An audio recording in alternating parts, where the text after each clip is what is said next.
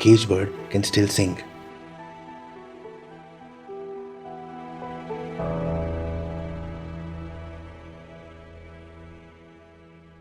It is the 5th of July, and on the 5th of July, we pause to remember an event that should actually shake the conscience of any actual and real democracy.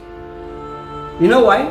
Because it is the death anniversary of Father Stan Swamy. It is the death anniversary of Father Stan Swamy, the 84-year-old Jesuit priest and the lifelong defender of Adivasi rights in the country. Now, Father Stan Swamy did not die of natural causes. He died in judicial custody, branded as a terrorist by the state. Here are 7 concrete reasons why history will remember that his arrest was a frame-up and his death was what many people call institutional murder. The planted evidence. The main reason why Stan Swamy was arrested was a set of letters that was found on his computer which was linking him to Maoist terrorists. Don't you remember, sir? The NIA charged an 84-year-old man, and recent forensic analysis shows that the evidence was planted. You know, there was a deep forensic investigation actually carried out by this firm called Arsenal Consulting, which proved that these documents were in fact completely fabricated.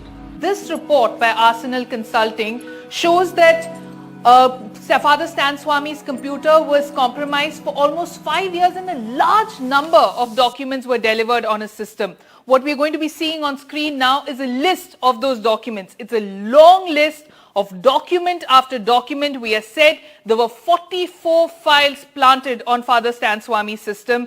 This is much higher than what was planted and what was found to be planted on the systems of other accused in the Bhima Koregaon case.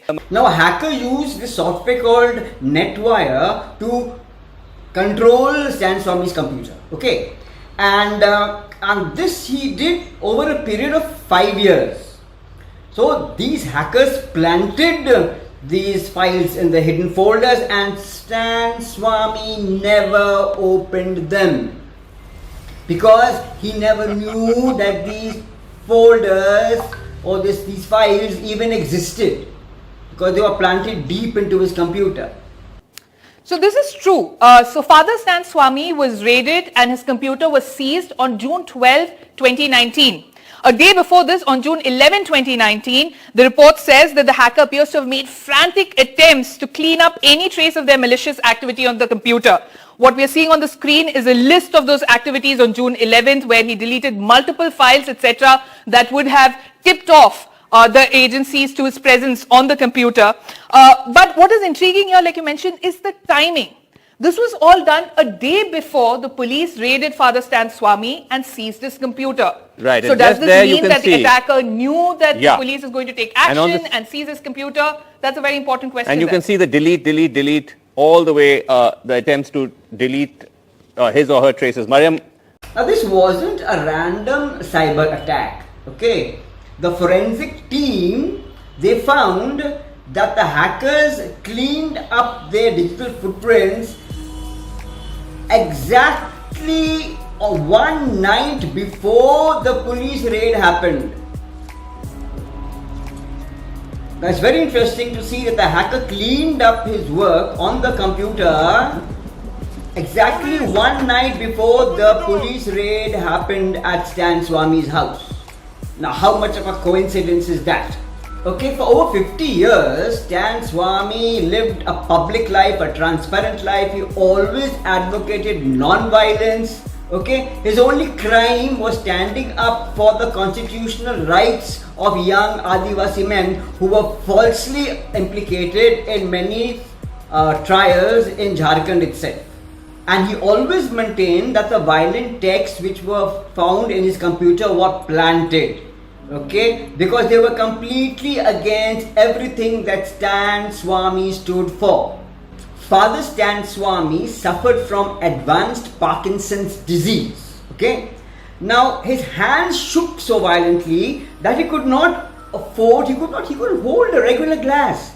Alright? So when he was jailed, the prison authorities refused to even give him a sipper. Okay? It took massive public outcry and weeks of legal battles for an 83-year-old disabled man to receive a sipper, and that also after a court order. If that is not institutional cruelty, then what is? See, Father Stan Swamy was charged under the UAPA. Now this is not a normal law. Under this law, what happened is a strict anti-terror law.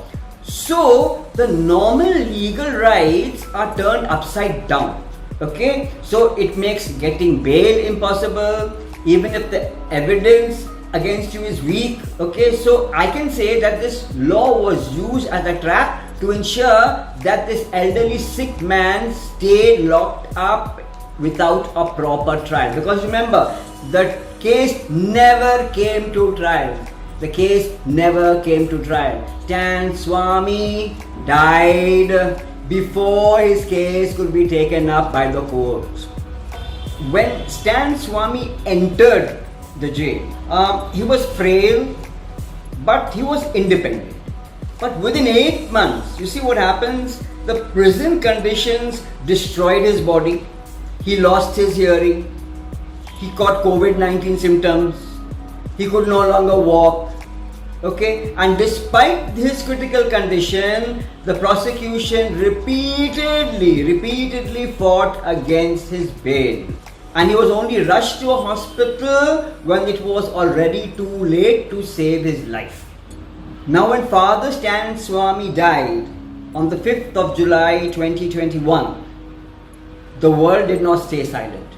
Activists, legal experts, even politicians, citizens worldwide, they reacted to this. Congress leader Girish Chodankar said, condemned custodial killing of Stan Swamy, example of this repressive government's brutality.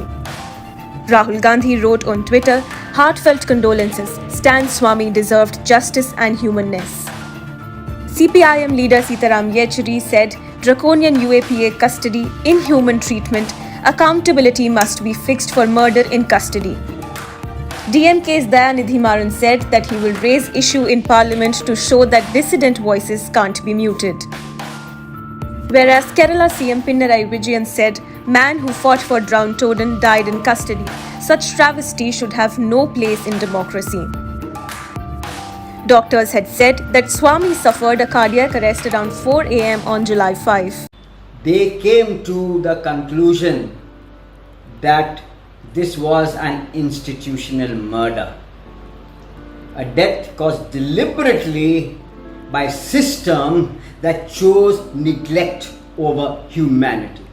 So on this death anniversary, we at Newsnet, we remember Father Stan Swamy not just as a victim of a compromised system, but as a symbol of courage. He once said, a silent spectator is a collaborator. And today, by remembering his story, we refuse to be silent.